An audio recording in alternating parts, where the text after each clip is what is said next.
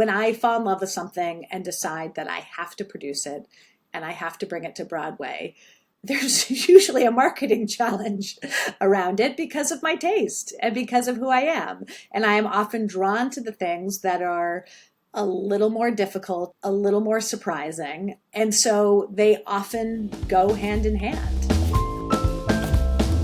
Welcome back to The Show Must Go On Sale. My name's Tom Greenwald. I'm the co-founder of SpotCo.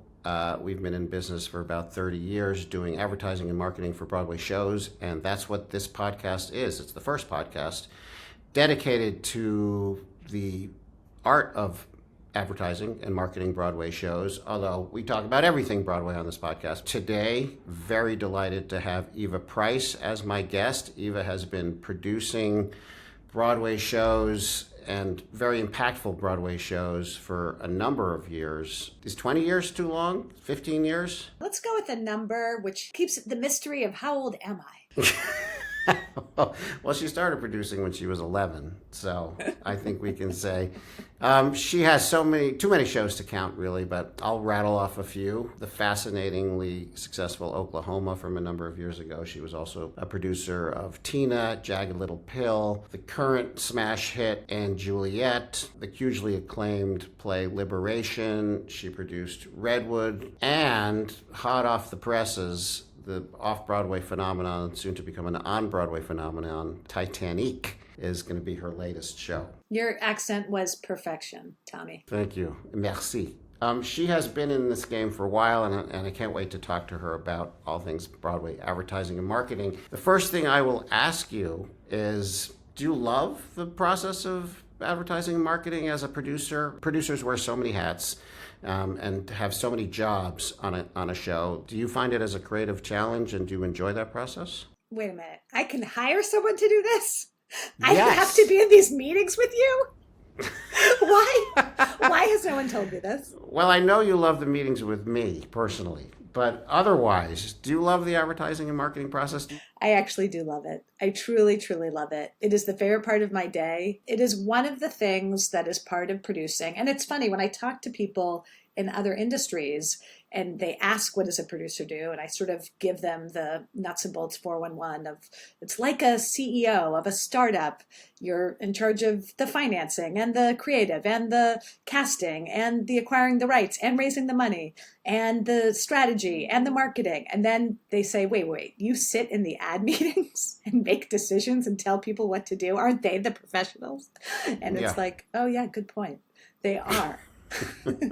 But the coming up with the image of the show at the beginning and the brand, is that the part that's fun? That is the most fun. But honestly, it's the throughout that's fun. It truly is. Like, I find that the marketing and ad meetings are a place where we can be creative, we can be combative, we can be collaborative, we can be argumentative, we can be visionary, we can be crazy, we can be off the wall, impossible dream kind of crazy. And from those conversations, from those brainstorms, from that ideation can come ways to save a show, can come a way to change a show, can come a way to close a show. It all happens in those rooms. And so I would never want to miss it. Truly. I find that when I do have to miss a marketing or an ad meeting and I come back or I read the notes, I'm like, well, why didn't anyone question that? Why didn't anyone say that? Why didn't anyone ask that? If I'm having this idea by reading the notes from the meeting, someone in the room smarter than me had to have the idea. And it's like, but all our brains work differently and our brains work best in tandem. So by being together live in a room, ideating and brainstorming and dreaming, we are checks and balances to each other as producers, as marketers, as GMs, as CMs, as ticketing directors, as creative directors, and the collective is better than the singular. And I want to be a part of that. I have to be a part of it. I have to drive it. So yes, I do love this part of the job. Let me ask you one micro question before we get back to other macro things. One interesting thing about your bio of shows is that you've produced a few shows where the songwriter was famous. You know, the phrase jukebox musical has been thrown around for years. I'm talking about three in particular: Tina, Jagged Little Pill, and Juliet, which are all very different. Tina was a bio story, Jagged Little Pill was made out of whole cloth, and Juliet is a spin on Shakespeare, of course. But what they all have in common is you can sell that these shows are by these incredible artists, but these incredible artists are not in the show.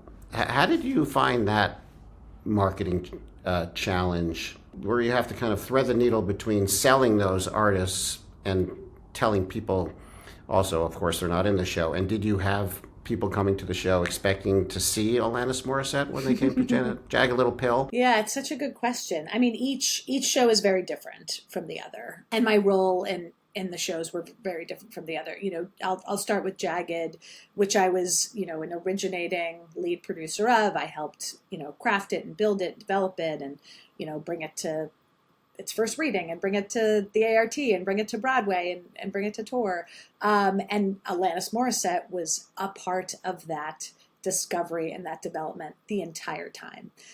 She was impacting story. She was impacting song, any kind of orchestration or arrangement changes or choices. She was impacting sound levels. You know, she was at, you know, early previews in Boston, and, you know, the sort of ethos of what the show wanted to be was impacted by her. And to your point, though, it was not a biopic, it was not about her in any way, but it was her music, which came from her so spiritually and so viscerally. So that posed both challenges, but frankly, lots of opportunities, because she was like the spirit guide for what that show should and could be.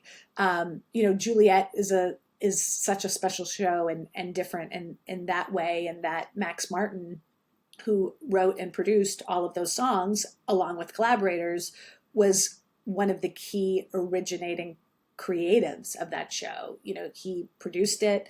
He was at every workshop, every reading, every preview when it was out of town and on Broadway, you know, and in London and in Manchester. I mean, he just was very much a part of the DNA of that show's creation.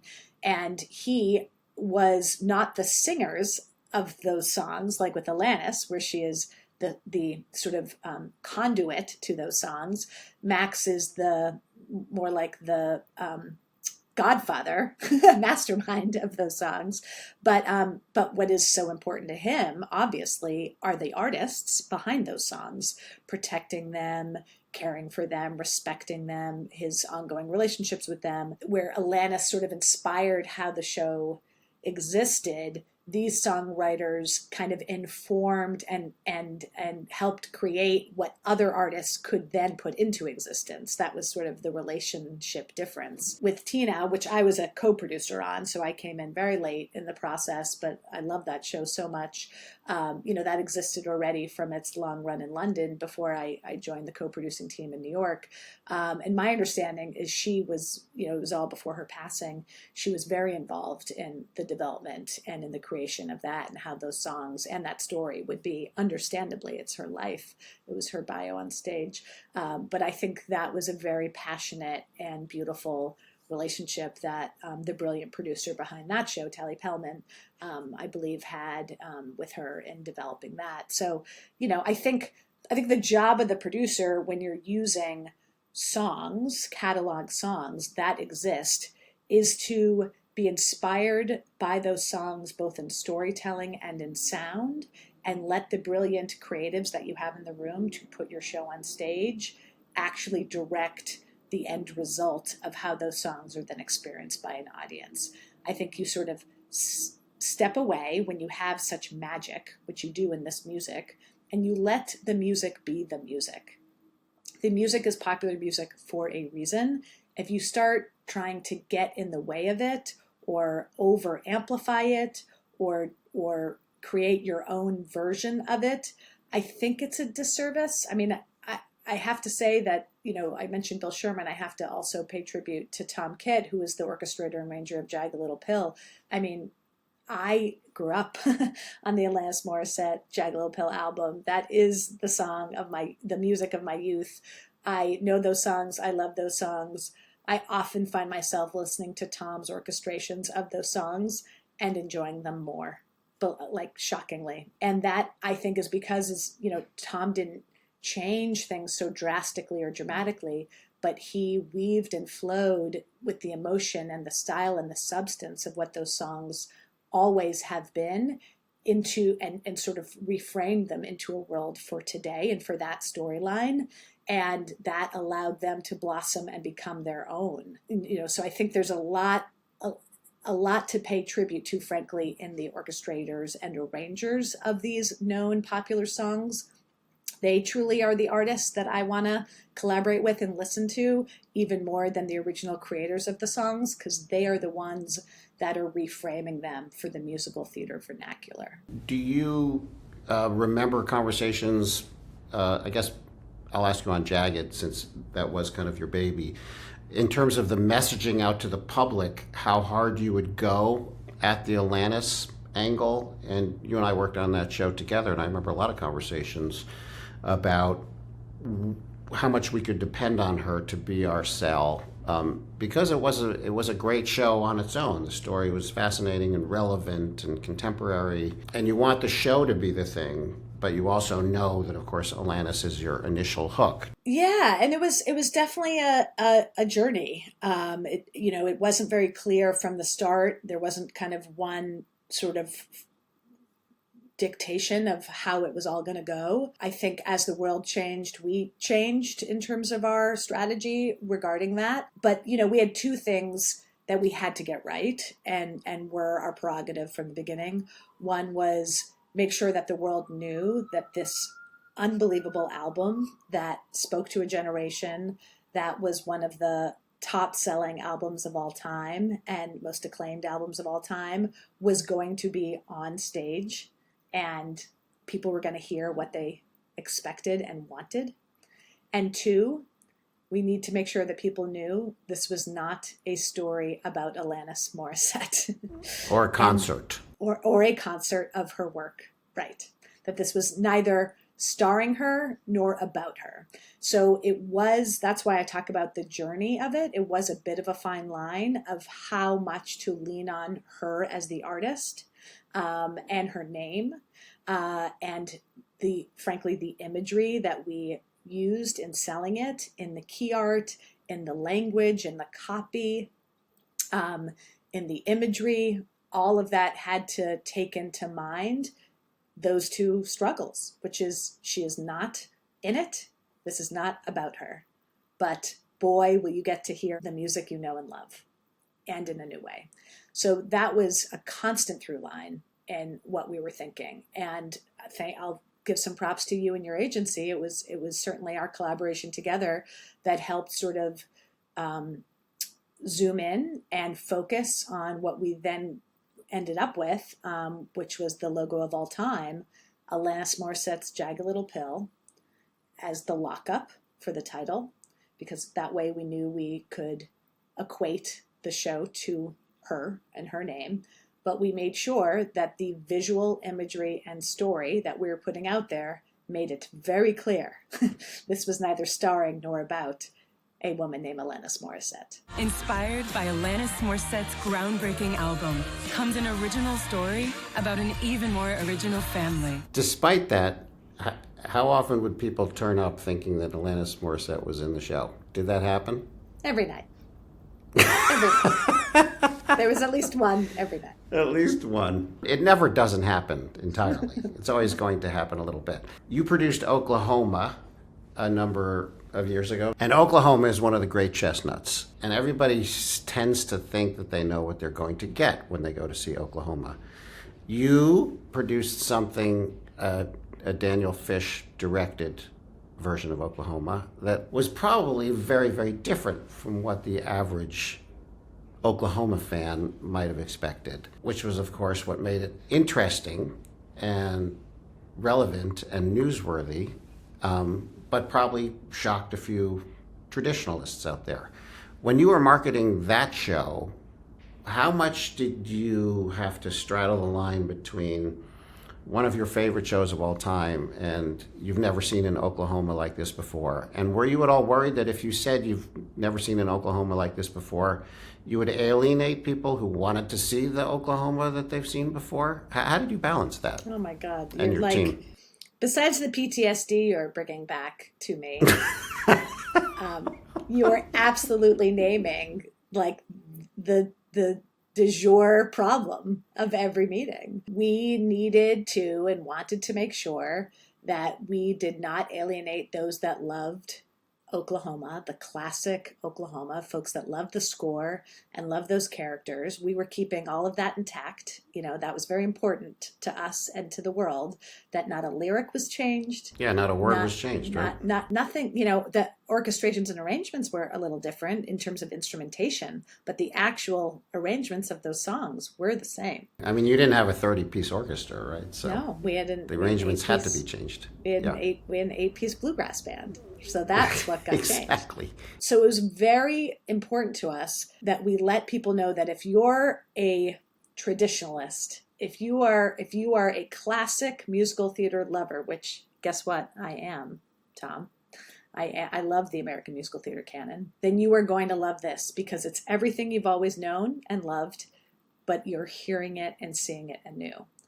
And at the same time, there's a lot of people out there who don't like Oklahoma, who don't like a classic American musical about Americana from, the turn of the century, who are bored by it, who have visions of hoop skirts and cornfields and churning butter.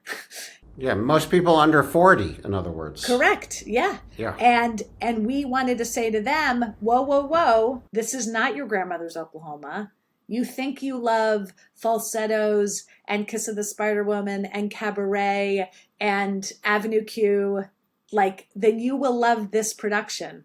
It is at, Spring Awakening. We are as subversive. We are as sexy. We are as surprising. We are as singular as all of those musicals that you love. We wanted to speak to them as well. So, what we found ourselves doing on Broadway, at least, and it was a constant struggle to do what I'm describing in every market. But going back to our original Broadway run, we found that we would actually target different audiences with different messages because we wanted to make sure that we hit both groups of people, those which we internally dubbed the Okies, the people that God love ya, I love Oklahoma, and the people we dubbed the Nokies, people who were no way Oklahoma. That's not my musical. We wanted them both to hear from us and to know that this production was for them. So we actually tailored and crafted and targeted as best we could separate messages. I mean, it's interesting because the reason you produced that production was also the reason you had marketing challenges for that production, because that's what made it worthwhile to you. I feel like every producer who picks a passion project, as you have done multiple times, has to weigh, is what makes you passionate about it something that's very marketable or something that makes the marketing more challenging? You've been brave enough to produce Liberation this season, which is an incredible play that happens to not be a famous IP, that happens to not have any movie stars. So you know what you're getting into when you produce a show like that, but you love it so much and you feel it's so important to bring to Broadway that you say marketing challenges be damned. Do you think about marketing challenges, or do you just say, I love this so much, I don't care, we'll figure it out when we get going? Fiscally, does that enter into your mind? 100%. Because I know off the bat, right? When I fall in love with something and decide that I have to produce it and I have to bring it to Broadway, there's usually a marketing challenge around it because of my taste and because of who I am. And I am often drawn to the things that are a little more difficult, a little harder to quantify, a little more singular, a little more left of center, a little more surprising. And so they often go hand in hand. So yes, it enters my mind, but it doesn't dissuade me. It's just part of the calculus. You know, I produce things based on a gut reaction because I love them. Sure, that has to be first and foremost. But then I have to see a way through it. I have to see a way in terms of how I target an audience. I have to see a way in terms of how I sell tickets for it. I have to see a way in terms of how it's economically viable to exist on Broadway, how I can raise the money for it, how it can have multiple additional productions. So there's a long tail of financial return for my investors. I have to, all of those calculuses come into play. And the marketing of it is first. But what I think about is if this play is appealing to me and I'm a tough critic and I'm a hard to please theater goer, then something got me. Something got me in the door. Something appealed to me enough to show up. And something is appealing to me enough as I'm leaving because I can't stop talking about it. And that's actually what you want as a theater marketer. You want that word of mouth. You want someone to be interested, and then you want them to leave not shutting up, because that's ultimately how you're going to sell. So even if it feels like a challenge, and Liberation's a great example, right? Not underlying IP and no one famous either starring in it or writing it or directing it. You know, these are today's American theater stars. I mean, there's no one more brilliant out there directing plays and musicals than Whitney White. There is not a better playwright. I'm not even going to say a female playwright because it's playwright stop out there than Bess Wall. And in my opinion, she is the greatest American living playwright of our generation. I thought that 9 years ago when I produced Small Mouth Sounds, her other play, and I thought that now. The same is true of these actors. These 8 actors on that stage, there's no one giving a better performance in the American theater today than those 8 humans.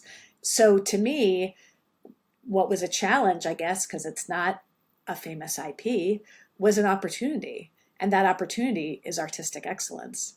And I think artistic excellence is actually a very sellable property. I think it's very easy to market excellence.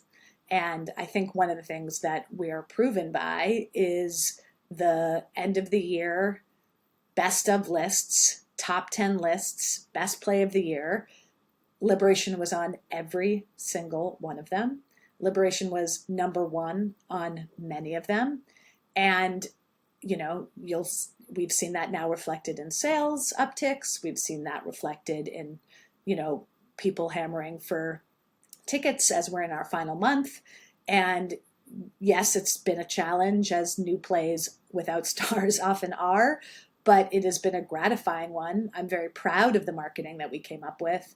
I think I've heard from many, many people how brilliant it is, how exciting it is, how surprising it is. I think that kind of conversation between how to take a show that is so singular and special and then create a campaign around it that feels singular and special, that's the challenge, but it's also the opportunity. And the only reason it's a challenge is because the Broadway economics are so unforgiving too. I mean, you're selling plenty of tickets and grossing plenty of money on a weekly basis for a show that doesn't have stars, that doesn't have IP. It's just that you put it up against these ridiculous financial headwinds, and that's nothing new. And Broadway knows it has an issue there. It's the figuring out of it that's the question. On a show like & Juliet, which has a much kind of simpler premise to at least engage the public in. Were you like in the room going, this is a more comfortable sell, but watch out for the minefields, like the Shakespeare question, for example? Would you sit in the room in a marketing meeting saying, never mention Shakespeare, or yes, mention Romeo and Juliet? Were those kinds of calculations made, especially early on when you're establishing your bona fides and just getting going? Yeah, I mean, it's funny, right? It seems easy and more marketable now in hindsight, but we really thought we had challenges at the start. And, you know, the show, as you likely know, the show started in London. and I was not part of the producing team yet. And my partners from that production talk all the time about how absolutely impossible it was to find audiences in their pre-London engagement. It wasn't until word of mouth started kicking in that big Manchester out-of-town venue went clean and was full, because in theory, oh sure, Romeo and Juliet without the Romeo, that feels clear. It wasn't. Unlike Neil Diamond or even Carole King, nobody knows who Max Martin is. He has, on purpose, kept a low profile his entire career. He's never put himself over his artists or the bands that he's written for. He is not a brand name, a household name. His name doesn't carry brand equity. So the hits of Max Martin, except for a few insider theater goers who also were music aficionados, that meant nothing. So what you really had was a bunch of pop songs. So you had song titles and you had artists that sung these titles. But then again, these artists aren't in the show. It's not their catalog. So it's a little bit of a slippery slope about throwing their names out there. You can't really say Katy Perry and Pink and Backstreet Boys and all of that as much. The names of the songs, sure, lots of those are hits. So you can say features these hits, and that's a nice marketing tool. But it was a really slow burn before it got to where it is today, both in its out of town tryout in North America, which was Toronto. It took a few minutes in our early days on Broadway, and certainly in its pre-North American life on the West End in Manchester. I think what eventually happened, which is what we see today, is people started really understanding what this was, and we were able to, over time, and a lot of that is, again, word of mouth. I just can't, and you know this better than anybody, you can't underestimate the power of word of mouth. People come see Anne Juliet. It is completely infectious. It is completely surprising. It has so much fun and so much heart that people were constantly bowled over by their experience. And that was what led to the ticket sales and the, continued life and the life it's now had.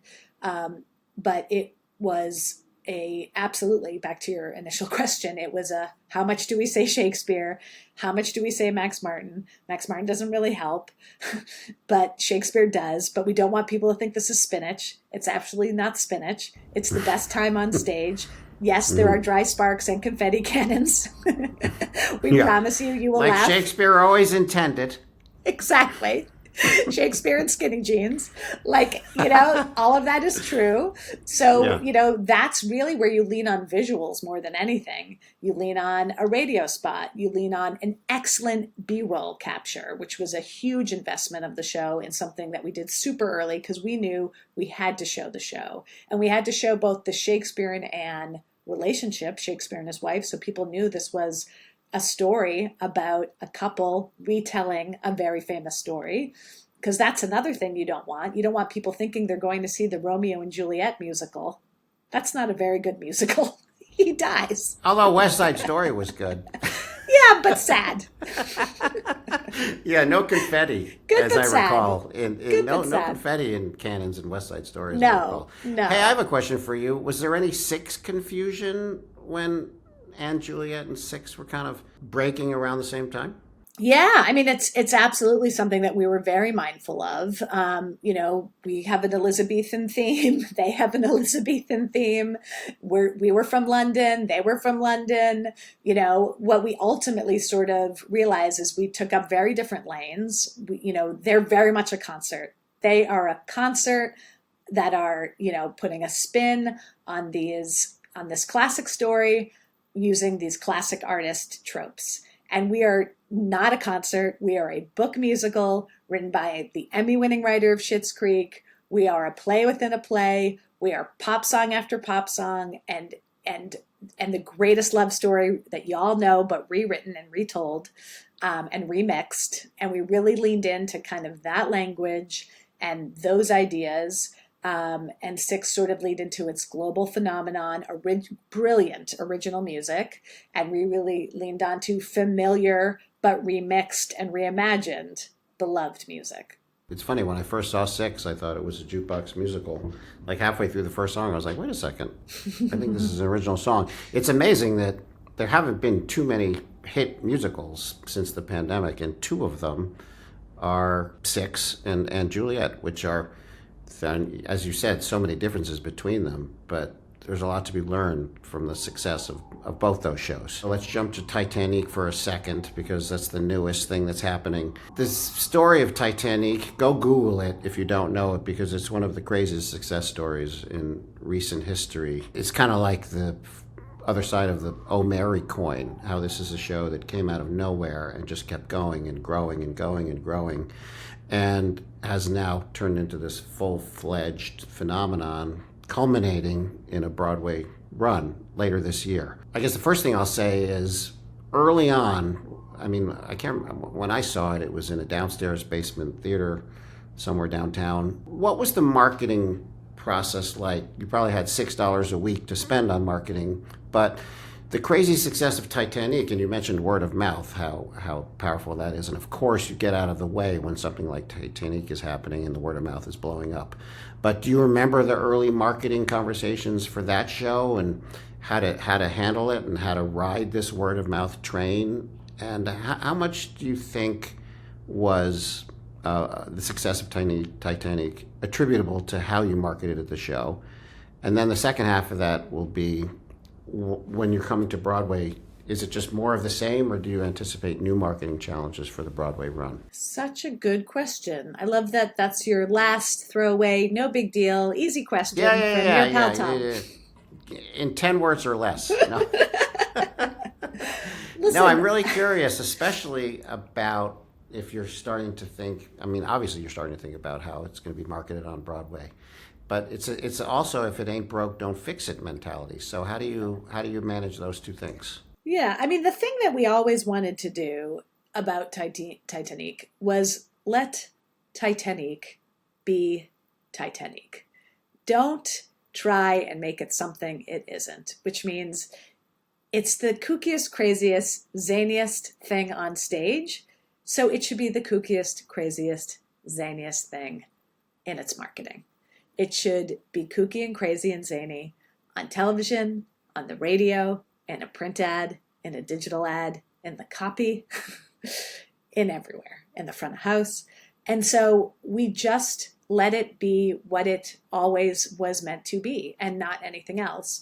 And the benefit of it starting at the basement of a shut down Gristedes, which was where you saw it at the old Asylum Theater, was that we very intentionally wanted it to blow the walls out. We wanted, when people walked in that room, to not realize that in 100 minutes, they were going to have the most wacky, glorious, crazy, mind-bending vocal experience that they were ever going to have in the theater. This is a marketing podcast, but while I have you, where did you first come across Titanic?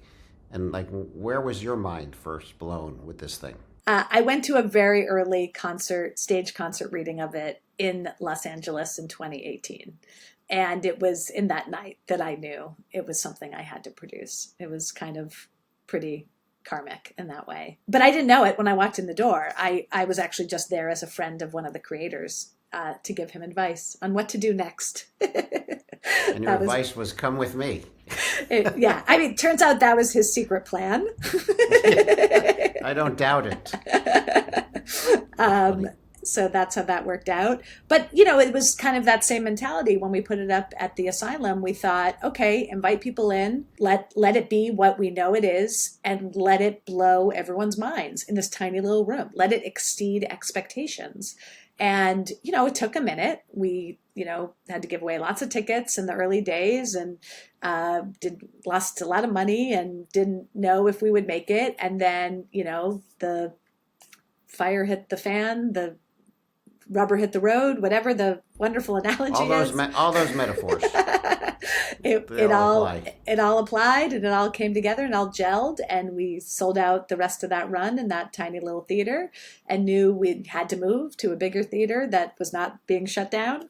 And that's when we were fortunate enough to have the Daryl Roth Theater come into our life, and didn't know how long we would be there, but that found its footing and its sea legs, if you will, and the international production started to happen, and the licenses. Yeah, I did that for you. I see what you did there. That's good. Do you now look at the Broadway incarnation as a natural continuation of everything you're doing, including the exact same marketing tone of voice, or is some part of you in the room going, we need more bodies and more seats, so we have to be a little bit more X or Y. I don't want to say the word traditional, but a little bit more all-encompassing or mass appealing or anything like that? Or is it just, nope, business as usual?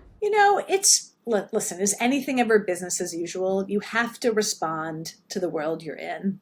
You have to respond to the room you're in. You have to respond to the competition in a season. You have to respond to, the time of year and the potential audiences that are in town during those times. So we're going to be strategic, and we're going to be smart about how we expand the audience and about how we respond to the current marketplace, which now is Broadway and not off Broadway and not tiny asylum. But we've been running for a year in the West End. We've grown up. We've grown up in several places. We ran, in Sydney, Australia for 10 months, all in much bigger spaces than we've been. So, we have a sense of how to glow up, if you will, while also staying true to our roots. And, that is the marching order for Broadway, but we have some things up our sleeve. So, I'll say to you and your listeners, stay tuned. The two questions I like to ask my guests, which of your campaigns, of all the campaigns, and it can be a hit, a not so hit, but that you just felt really captured what you wanted to say about a show in a way that made you very proud? And which campaign have you seen out there that you did not work on, and it can be from this year, it can be from 20 years ago, that made you go, ooh, that's a great campaign. That's some really good marketing. Wow. I mean, I'm actually really proud of everything I've done. I don't, some more than others for sure. It's funny, I haven't thought a lot about the Oklahoma Broadway campaign in a while, because it's been several years ago, and we did change the campaign quite a bit when we went to London and when we went on tour. But I really did love every piece of that Broadway campaign. I thought it was sexy. I thought it was urgent. I thought it was emotional. I thought it was classic and retro all in the same time. I'm really quite proud. And it was the first musical I had lead produced at that point in my career on Broadway. And so I was sort of taking swings in ways that I hadn't taken before, and I didn't have anything to reference. And, I'd done plays and one-man shows, but I hadn't lead produced a musical. I was really proud. I really loved what we did. And the team was exceptional in their creativity. So that was great. And Tom, it's not because it's you, and it's not because it's behind you, but the Rent campaign changed my life, and as did that musical. And I will, for the rest of my life, always think that is and was the greatest marketing campaign, as well as the greatest musical that ever existed. Interesting. I will share that with my colleagues, Drew and Jeffrey Seller. I've told them both, I'm sure, at some point in my life. Eva Price, thank you so much. Everybody keep an eye out for Titanic, which by the time this is out in the world will have been on sale for quite a while. But in the moment we are in right now, it's about to go on sale. It's a hilarious show, and Broadway is lucky to have it. And lucky to have you, Eva. So thank you for joining me today. Thank you, It's great Tom. talking to you.